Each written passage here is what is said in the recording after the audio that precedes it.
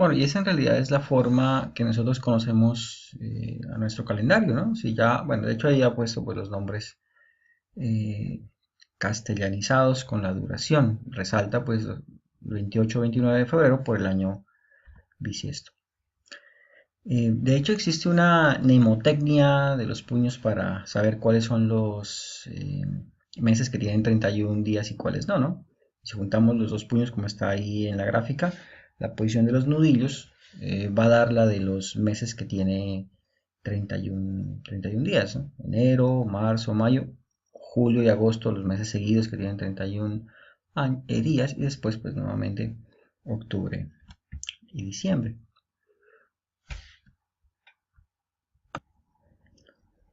¿De dónde vienen los nombres de los meses? El año iniciaba en marzo, ya hemos visto. Entonces marzo era el mes dedicado a Marte. Hay dos explicaciones para el nombre del mes de abril. ¿Sí? Una que es Aprilis, uno de los nombres de la diosa Afrodita de los romanos. Y otra de Aperire, que tiene que ver con la apertura, por ejemplo, de las flores en primavera. Entonces abril era el mes que le daba la bienvenida a la primavera.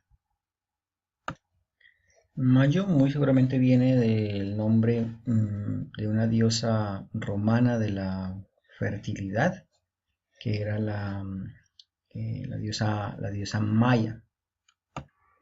Además coincidía que las celebraciones a la diosa Maya se hacían en mayo. Junio estaba dedicado a la diosa romana Juno también, diosa del matrimonio. Bueno, julio, ya sabemos, corresponde al emperador Julio César, agosto al emperador Augusto, septiembre, octubre, noviembre, diciembre, pues viene a dar origen a los actuales septiembre, octubre, noviembre y diciembre, ¿no? Es decir, si el año empezaba en marzo, pues el mes septiembre era el séptimo mes del año, eh, octubre el octavo, noviembre el noveno y diciembre el décimo. El undécimo mes, que es después, ¿verdad? Con las sincronizaciones del calendario juliano, pasó a ser el primero, pues era enero, dedicado al dios Jano, y el mes de febrero seguramente se llama así por una fiesta que tenían los romanos, las februas, que se celebraban el 15 de febrero. Entonces ahí están los motivos históricos, ¿verdad? Por los cuales los nombres de los meses, al menos en español, eh, llegaron hasta a esas formas.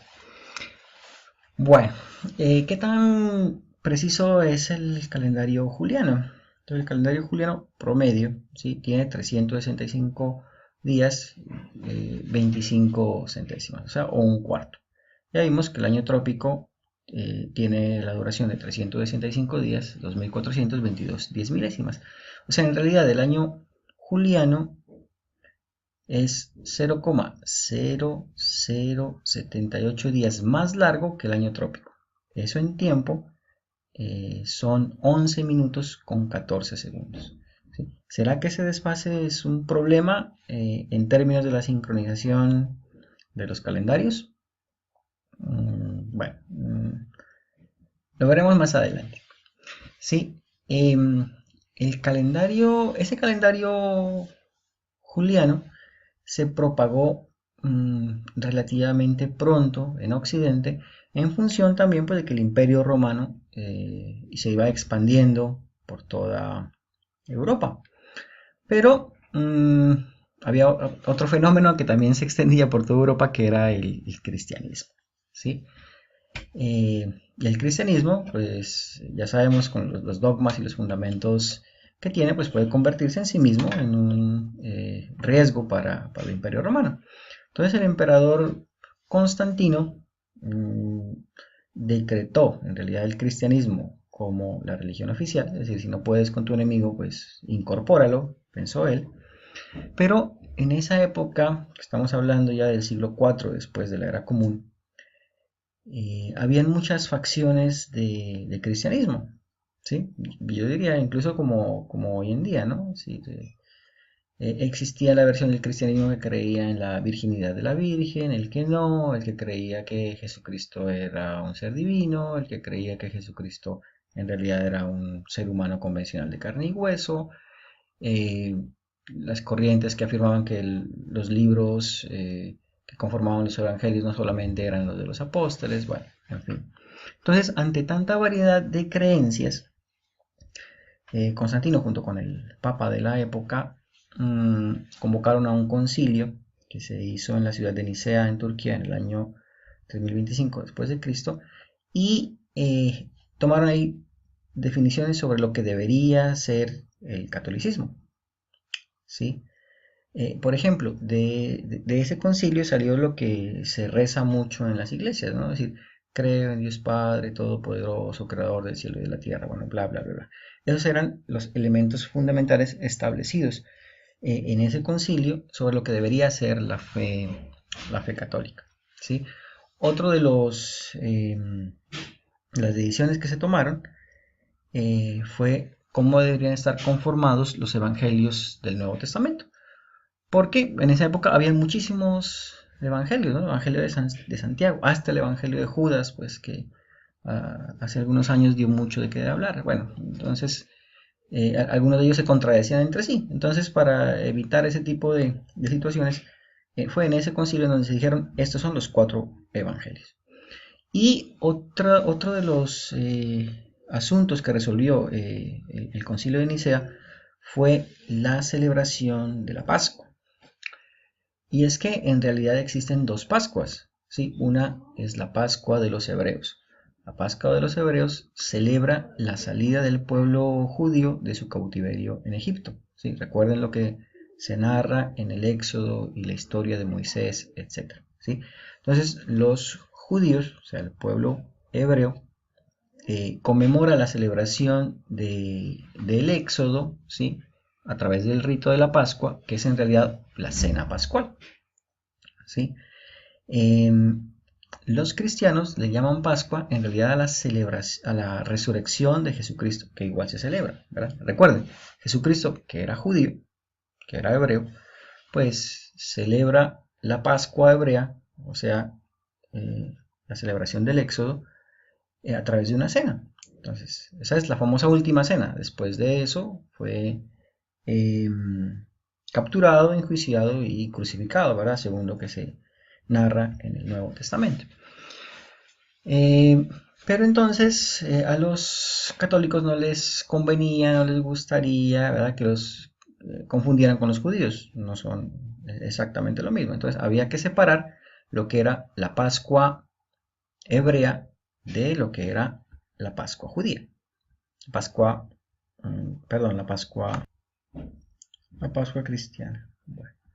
Antes de eso tengo que hacer una aclaración, ¿no? Y es que el conteo de los años, ¿sí? No se hacía, bueno, desde siempre no se ha hecho en función del nacimiento de Cristo, ¿verdad? Es decir, es relativamente reciente para nosotros contarlo de esa forma.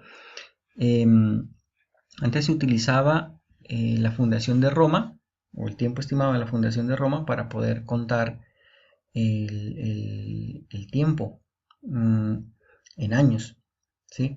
Es solamente hasta el año 525, cuando por sugerencia de un monje llamado Dionisio el Exiguo, un papa llamado Papa Hermósidas, que se introdujo una forma de calendario no romano sino cristiano de contar los años, ¿sí? Diciendo que Cristo había nacido el sábado 25 de diciembre del año 753 después de la fundación de Roma, y a ese año se le llamó Domini.